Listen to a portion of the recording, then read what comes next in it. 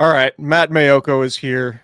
If you're a 49ers fan, you obviously are very familiar with Matt's work. You can find him on pre and post game on NBC Sports Bay Area and the 49ers Talk podcast and his YouTube channel. Matty, welcome back to Candlestick Chronicles. How are you? I'm doing great. Thanks for inviting me back on this early Monday morning. Yeah, Got a big day ahead, Chris. big day ahead. Kyle Shanahan's going to have his press conference in a few hours here.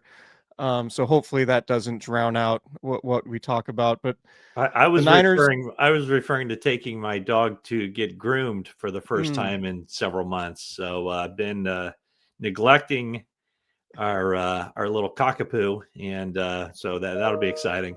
well, I'm sure she's really looking forward to it. Sure. If there's anything I know about your dog, is that she does enjoy some pampering. Absolutely. So the 49ers suffer their first loss of the season, 26-21. They turn the ball over 4 times. They allow a special teams touchdown. And if you just look at the turnovers and the fact that they did allow a special teams touchdown, you would think, man, that's probably a blowout, or that's a formula for a blowout. 49ers keep it close. They had an opportunity to take the late lead with a touchdown drive. Brock Purdy gets stripped by Eric Armstead of all people. And it just felt like a sloppy game. And a lot of the discussion is obviously going to be about Brock Purdy. And I didn't think he was particularly sharp, but I also think, looking at the injury situation and the fact that, he's down 2 all-pro pass catchers, it is a tough spot against a good defense. And the 49ers are paying Brock Purdy now to maybe elevate, his play despite the circumstances. So where do you come down on just what you saw from Brock Purdy yesterday and your evaluation of his game against Jacksonville? Yeah, I know he didn't look good. The offense didn't look good.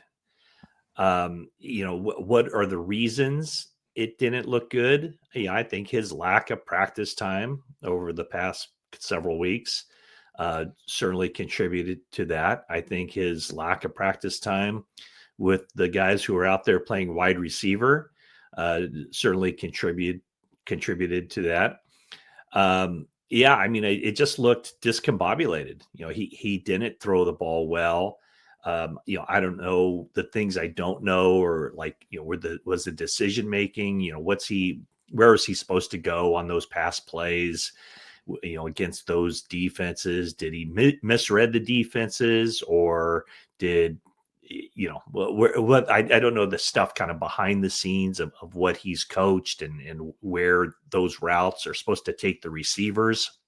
Were Kendrick Bourne and McCaffrey and whoever else, were they just off a little bit and getting to the spots where they should have gotten? Those are the things you don't know, but it just didn't look like the ball was coming out clean out of his hand. And then, as you mentioned, beside the stuff that we don't know and we can't see, was the stuff we could see, which was Purdy looked off on where the passes were in relation to where his receivers were. And then his receivers didn't help him out at all. The one really good catch that Ricky Pearsall made, the one-handed grab or one-armed grab there on the left sideline, that was the only kind of out of the ordinary or better than average catch that we saw. So, beginning with the pass to McCaffrey that deflected off his hands, is that a pass that he could catch? Yeah. Kendrick Bourne, a couple of passes there. Could he catch? Yeah.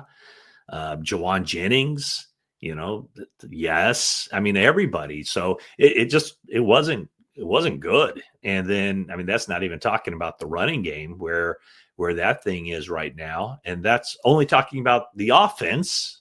And there's the problems on the defense and special teams too. So, there's no such thing as a silver lining. Certainly. There's really nothing good to take out of that game, but it is kind of odd that as poorly as they played, it was only a 5-point game. And again, that's no consolation. But they turn around, they play a quick one here on Thursday night. And I think the Rams are a good team. And 49ers go into this game as the underdog, and rightfully so. And I would suspect if they play the same kind of game Thursday, they'll get blown out.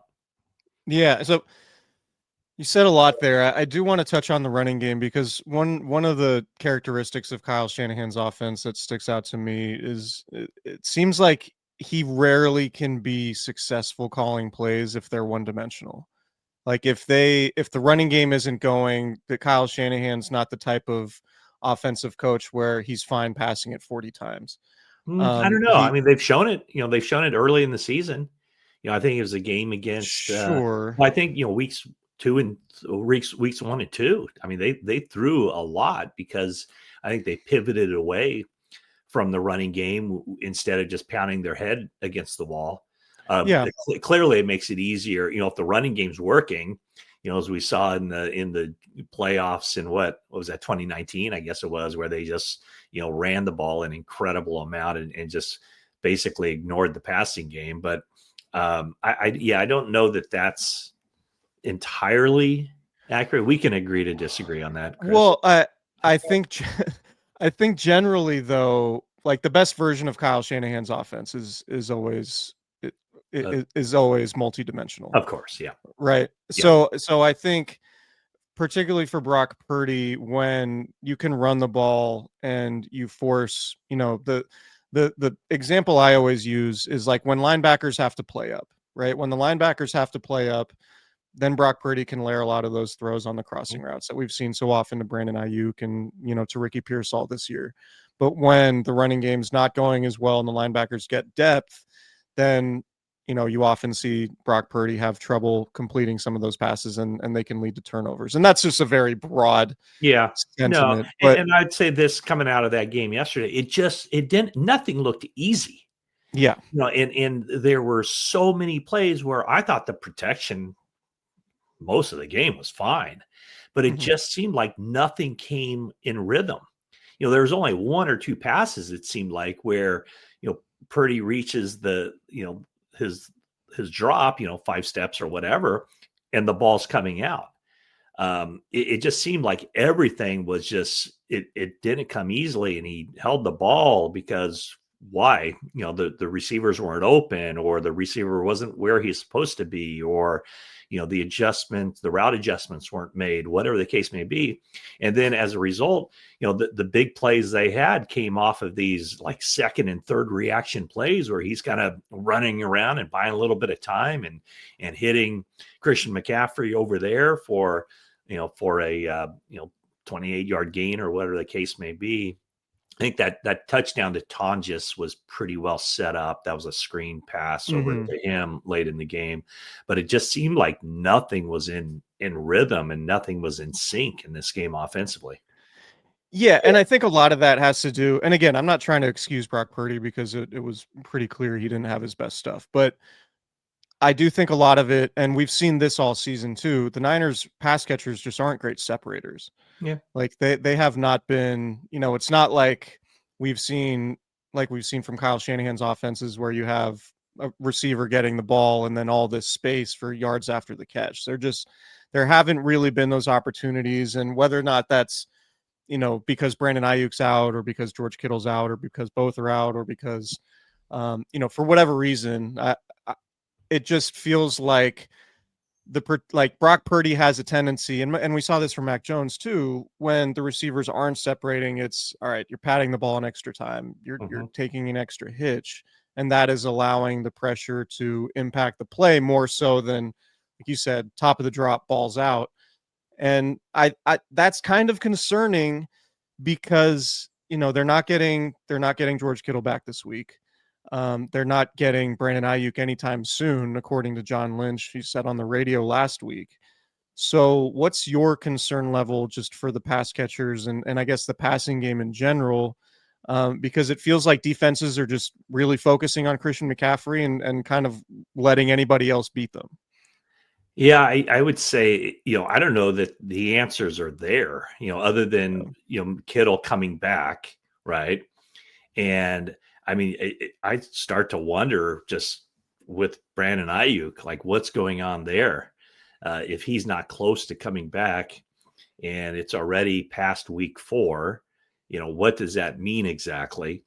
The way Kyle Shanahan described it on Friday, the day after Lynch made those comments was that they just don't have a timetable. There's no timetable for him to come back, and whether that's on, the medical staff coming up with how far away is he, or Brandon Ayuk being forthright in where he feels and how the progress is coming along and when he wants to get back.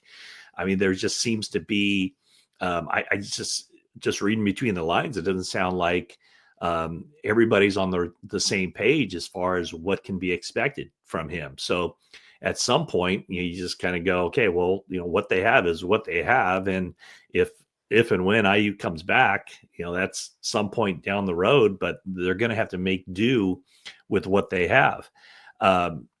Pearsall is the best as far as separating against man coverage.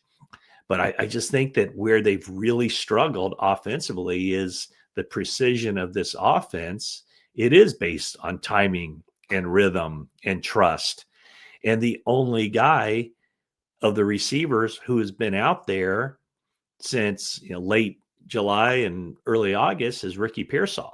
I mean, Juwan Jennings has taken part in 5 practices in the past 8 weeks. And I don't think that's an exaggeration. I think that's right around where it is. Demarcus Robinson, who's never been a prolific guy, he started 17 games for the Rams, but his numbers have never been he's never approached 1,000 yards receiving or anything like that. And now he's on the other side of 30 and he's new here. I mean, it had been 3 weeks since he practiced. Kendrick Bourne, arrives on the scene on the Monday before the week 2 game. And all of a sudden he's their, number 2 or number 3 receiver. Who else am I missing? Sky Moore. Yeah, Marquez Sky Moore's Valdez Scantling. Yeah, Scantling's not even active now. Sky Moore, not really a receiver. He's, he wouldn't have a uniform if he weren't the team's return specialist. And will he remain the return specialist after Jacob Cowing comes back? So, I mean, there are issues there. There are big time issues that, I don't know that they can be solved overnight. I think that because of the complexities of this offense, it's, that it's going to take a while. Kind of bringing this full circle, probably the best way they have of getting that pass. Well, all that stuff I've said about the passing game, and they still have passed for more yards than any team in the NFL. Go figure. But it doesn't really fit together, as you mentioned, unless they're able to play the passing game off the running game and vice versa. And so far, the running game, for whatever reason, has been completely non-existent. Kyle Shanahan and those guys will say, well, it's, they're playing these 2 shell defenses that are taking the run away. Well, anytime a team tries to take something away, something else should be available that makes that team not want to stick with what they're doing and become too predictable. And whereas, even though the passing yards are there, the points aren't there. And the only way they're going to get teams to come out of those defenses they're playing is by piling up 30 plus points. Totally agree. Yeah. And I think one of the most frustrating things from the Niners perspective about losing to Jacksonville is you're probably having 2 of the more difficult games on your schedule the next 2 weeks, with the Rams on a short week on the road, followed by the long trip to Tampa Bay. And I know Tampa lost to the Eagles yesterday, but that's still a team, I expect to be in the playoffs and could potentially make a Super Bowl run.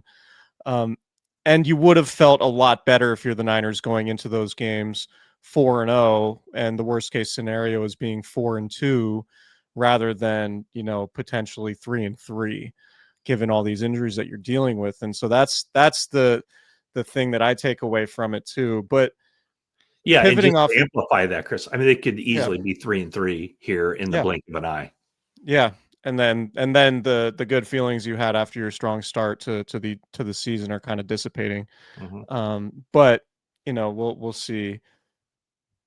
The defense is kind of a mixed bag for me, because I think overall, The young guys stepping up, they've played pretty well. I think Robert Saleh has done a really good job early on. It felt like coming out of training camp, because so many guys missed time in August. It was, what's this going to look like when you're injecting all these young guys, these inexperienced guys?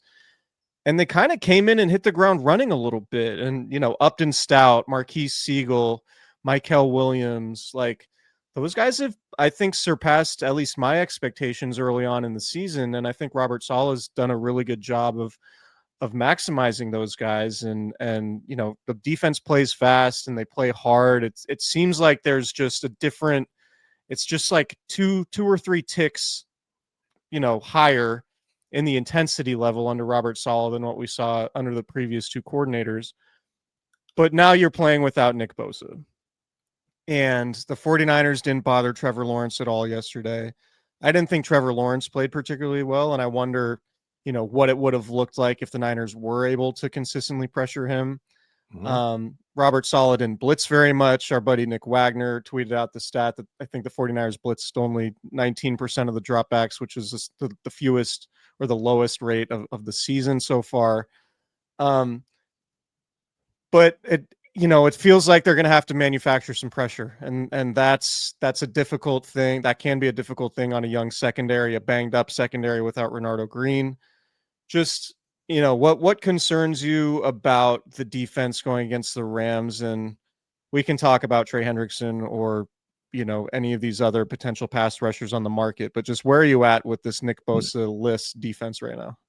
I wondered where the pass rush was going to come from besides Bosa while Bosa was on the team. Right. And so now you take him off the team. And I didn't think it would be as bad as it was Sunday. No sacks, no quarterback hits. No quarterback pressures. This game coming up Thursday, if Matthew Stafford has the kind of protection that Trevor Lawrence had on Sunday, he will slice and dice, and it'll be the Puka Nacua show all game long. Look at the names on that defensive front. The guys who are being entrusted to get after the quarterback. How can you expect any of those guys to put up consistent pass rush when none of those guys have put up consistent pass rush at any point in their NFL career? The closest thing is Bryce Huff, but his first 3 years in the league, he was 3.5 sacks. Then he had that breakout season in 2023 of 10 sacks, signs a big money deal with the Eagles, goes back to 2.5 or 3 sacks. And that's the guy that the 49ers are counting on to supply the pass rush. When you said it, the mixed bag to me is that as poorly as the pass rush has played, and frankly, I'm not sure there's much room to get better unless they just scheme that thing up. The pass defense has been, all things considered, really darn good. And, it's teams aren't even going after Diamador Lenore. Teams had a little bit of success against Renardo Green. Upton Stout has been solid, and I still can't really figure out that pass interference penalty. That seemed really ticky-tack. The Niners might have won that game if they got that PI or that interception and not the PI. Yeah, so that was, I don't know if that flag had to be thrown. I didn't really see that. There were a lot of flags yesterday. There were a lot of flags. There were a lot of flags. Cleat Blakeman had to ice his arm after that game for the number of flags he threw in that game. So, like Upton Stout, I think he's really good, and I think Marquise Siegel, has a chance to be really good. And I think we know that Diamador Lenore is really good. So there are elements of that defense, even I think in the defensive backfield, they might not have tremendous depth there, although it's looked like Darrell Luter stepped in and played okay in relief of Renardo Green. And then their linebackers, their two linebackers look really good, obviously with Fred Warner and D Winters. Just my question is not only Bosa pass rush, but Bosa setting the edge too. I mean, when you're relying on, Bryce Huff has done it once, once in 5 years. He looked like a legitimate NFL pass rusher, getting up there at 10 sacks. But when you're relying on, Sam Okawanu and Yetur Gross-Matos and Robert Beal and Kalia Davis and Jordan Elliott, and then, the rookies, Michael Williams is a really good player. And I think he will continue to be a really good player and he'll improve, but he's not a pass rusher. He's not a 10, 12 sack a year pass rusher. He might get to that point, but he really wasn't that guy in college. So you wouldn't expect him to be that guy in the NFL. And then, Alfred Collins is kind of a work in progress, CJ West. So it's just, there's a lot of tools there on the defensive line to get better, but they're young guys that still have to figure it out, and they're not there yet. We've talked a lot about, the idea of trading for a pass rusher, and it feels like the 49ers can take a little bit of time and see where they're at around the deadline and see what the record is. Because to me, it feels like they're more likely to do an all-in Trey Hendrickson trade if they're, 7-2 at the deadline, or maybe even 6-3. But if they're 5-4 or 4-5, then it feels like, all right, maybe they do an ancillary, Charles Omenihu type trade. Not Charles Omenihu actually, but a late round pick. Arden Key or something like that. No, I exactly. mean, why would you give up a valuable draft pick for a rent a player? Right. When, I mean, honestly, unless of course they take off, unless the defense just starts, that defensive line starts balling out and the offense is clicking, why would you sacrifice anything for the future when I just don't know that the pieces are in place here right now to make any noise. I mean, if they think that they can make some noise in the postseason and go win a Super Bowl by adding one piece, then go for it. But they're not gonna whatever, trade for Trey Hendrickson, give up whatever it takes to get him, and then sign him to a long-term extension. That's not happening. Right. So, I mean, I would think along your lines, I think it'd be, I just don't think it's realistic that they're going to get a guy that comes in as their best defensive lineman right now or at the trading deadline, which is, I think, November 4th. It's more possible or likely that, they get somebody who's just kind of mid-tier, a guy who plays 30 snaps as part of the rotation. Yeah. They could find a guy, I guess, if, who has 2 years left on his deal. So they have him under contract for the remainder of this year and next year, but then, you'd have to give up a little bit more, but that's not going to be, necessarily a game-changing type of player. It would be just somebody who comes in, takes snaps away from someone who's below him on the depth chart, and you kind of lift everybody else up a notch.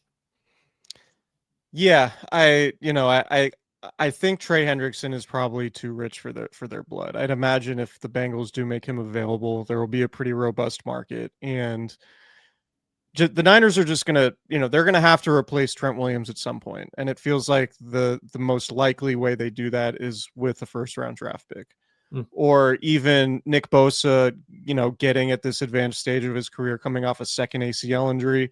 Maybe you need to invest an early round draft pick in another pass rusher, right? Like that's so I would say for the 49ers, I would be very hesitant unless you by the trade deadline find yourself in that, top 2 or 3 in the pecking order in the NFC to say, all right, we're going to hold on to our first round pick because it wouldn't be smart to overspend for Trey Hendrickson just to make a push this year. I mean, you just outlined 2 positions where, they could and should invest a high draft pick And then I guess it doesn't have to be a first or second round pick, but they're going to have to think about wide receiver too.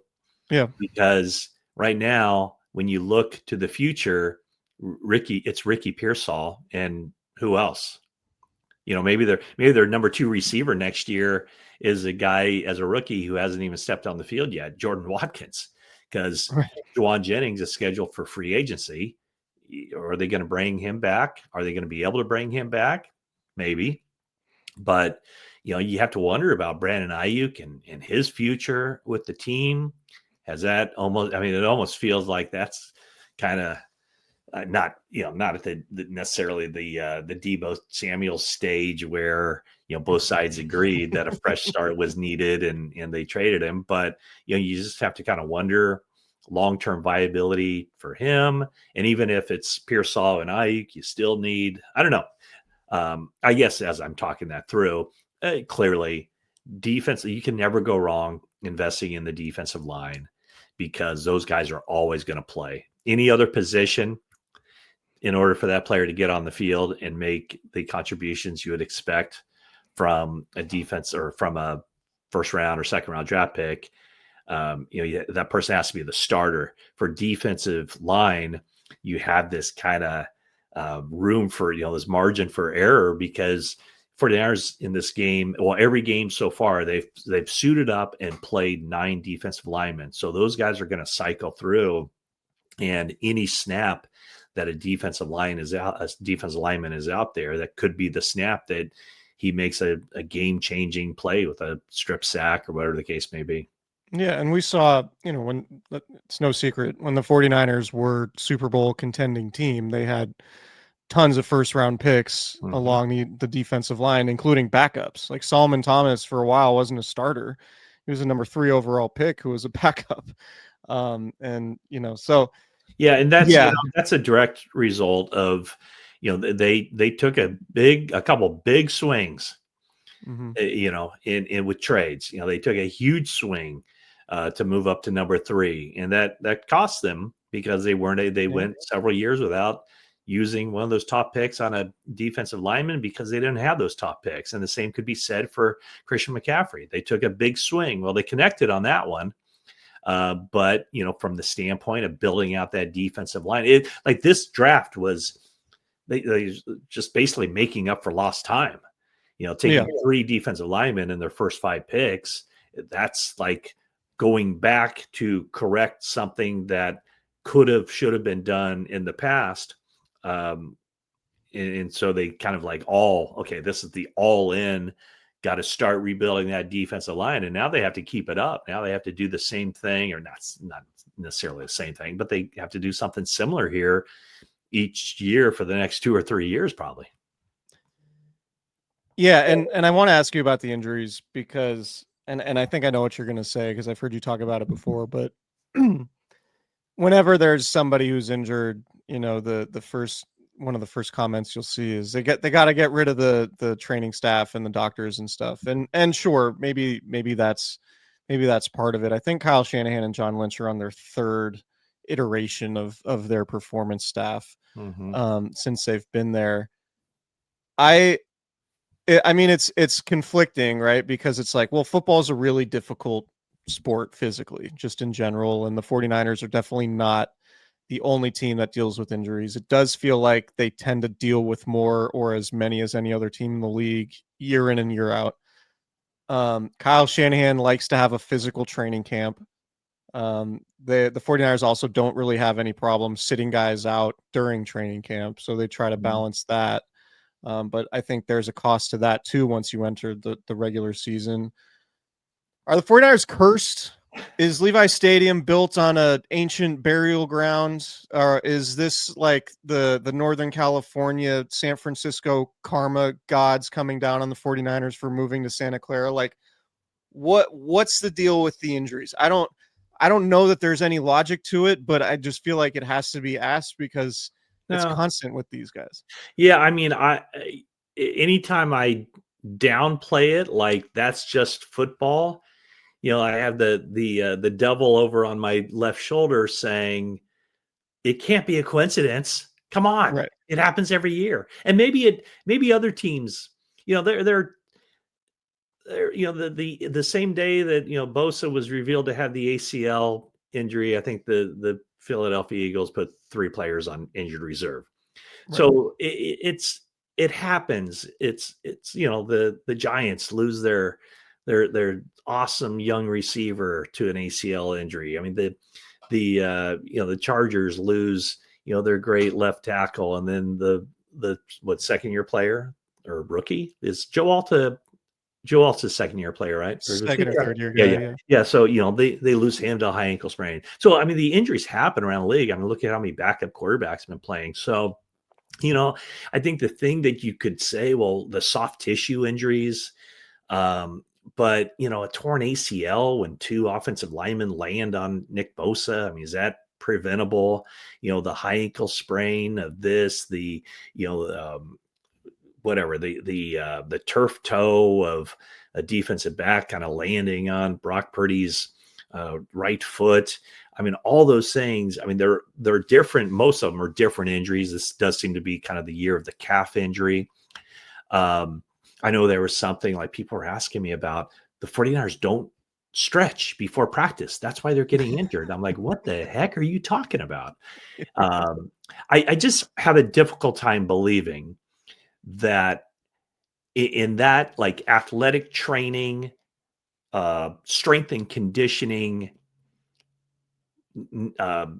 community, that anybody's doing anything so far out of the ordinary as far as the 32 NFL teams and probably pretty much every college program. So I seriously doubt that they're doing something that's so far out of the norm of other teams that it's causing the injuries. I think that, again, I probably, I feel silly saying this because half the people listening to this will be going, come on, they got to be doing something. Like there's got to be a reason for this. And I don't know that there is. I don't know that there is, but even every time I say that, I'm again, that little guy on my shoulders going, come on, there's got to be something. Why does it always happen? And even, the 2023 season where they didn't have very many injuries, and then they get to the final game of the year, and that game was probably the Super Bowl was lost because the 49ers had injuries, not just to Dre Greenlaw, but Deebo Samuel was banged up in that game. Christian McCaffrey was banged up in that game. And the one that no one really talks about was John Feliciano has a pec injury, and the backup guard has to go in, and he blew an assignment or two that swung that game toward the Kansas City Chiefs. So George Kittle left that game too, didn't he? George Kittle, that's right. That's the one. Yeah, he left that game. Was that a core? I think that was a core muscle injury, and he wasn't much of a factor at all because of that injury. So yeah, there are all these things that happened in that game after going through the entire season. So are you telling me they did something in the lead up to that game? Well, 49ers people will tell you that the turf they were practicing on over at UNLV contributed to some of that stuff. But again, that's neither here nor there. Yikes. Yeah. I don't know. I am obviously not a medical expert. If I'm Jed York, I don't know. And can we put a yoga studio somewhere inside the facility? Can we like make hot yoga mandatory? Make sure all these guys are stretched out to try to avoid these calf and they do like injuries. Watch them, a lot of dynamic stretching. So the first, I think everybody kind of stretches on their own or whatever. They do stuff on their own. They come out to practice. You see them stretching and doing the dynamic stuff. So it's not like they're just rolling the balls out there and going from 0 to 100. Right. Who knows? It's tough. Yeah, it's a weird thing. Well, I'll get you out of here on this. We've been kind of doom and gloom. I mean, the 49ers are still 3-1. We came into the season believing this would be sort of a transition year. And maybe the fact that they started 3-0 altered the expectations for the season, and then losing kind of maybe feels a little bit worse than it is because of the 3-0 start changing expectations. But I do think the early returns, I mean, we saw it in last year's draft, the 2024 draft class. We're seeing it in early signs of the 2025 draft class that, all these questions are, can the 49ers add to their young core through the draft. Because in 2022 and 2023, aside from Brock Purdy, they really didn't do any of that through the draft. And in part was because they traded for Trey Lance, of course. But I think it's fair to be pretty optimistic about the long-term future of this roster, at least the next 2-3 years, based on the way they've been drafting and how much these guys are contributing as rookies. So I know you're not a big silver linings guy, Matt, but are you optimistic? Do you think the 49ers should be optimistic with what they're seeing from their young guys? With obviously there's a lot to add to the roster going forward. Yeah, I mean, I think that, when you look at the 2024 draft, I think they got 4 starters out of there. With Pearsall, Green, Pooney, and Mustafa. I don't think I'm missing anybody, am I? And then from this draft, there's 6 rookies who are playing are significant contributors. With Siegel and Colby being the guys who are kind of came out of nowhere a little bit. Nick Martin, that draft pick was done for a reason, because they needed somebody next to Fred Warner. And it turns out that, D Winters, a 3rd-year guy, has really stepped up and played well. So, those 10 players right there out of the last 2 drafts could be 10 long-term starters. So if you can get 10 starters out of 2 drafts, it does bode well. I mean, there's, we didn't, the veteran guys, how much longer are those guys going to be playing at a high level? Fred Warner certainly shows no signs of slowing down, but, a lot of it is, what's next with Bosa? What's next with Ayuk and McCaffrey and, Trent Williams. It's got to be a little bit of concern, I guess, just kind of like the long term. Like, he'll probably be fine this season, but next year, what is he gonna? What's that gonna look like? And it kind of ties back to Brock Purdy, and it's the 4 interceptions in 2 games. That's too many. That's way too many. And why is that? Who's to blame? He's a quarterback. It's on his bubblegum card. So, he's ultimately to blame, but he's got to cut down on those mistakes. Too many mistakes in this game. But, the long-term health of the team, I think, it's okay. It's not, I don't think it's a doom and gloom scenario. And I think even this season, if they can split these next 2 games, if they can win one and if they can just win one of these next 2 games, 4-2, I think it looks pretty darn good, especially 4-2 after going through the division one full time and at least at the very worst being 2-1 within the division. Yeah, if they can win one of these next 2 games, they're in pretty good shape, I think, heading into their final 11 games of the season. All right, Maddie, I've taken enough of your time. Very much appreciate you coming on a short week with the 49ers playing Thursday. Maybe there's some news that Kyle Shanahan will drop at his conference call that makes this whole conversation null and void, but we'll see. I don't think. No, we're okay. The thing about us, Chris, is we're timeless. Well, you are for sure. I appreciate you for coming on, and we will talk soon. Okay, sounds great. Have a good one, and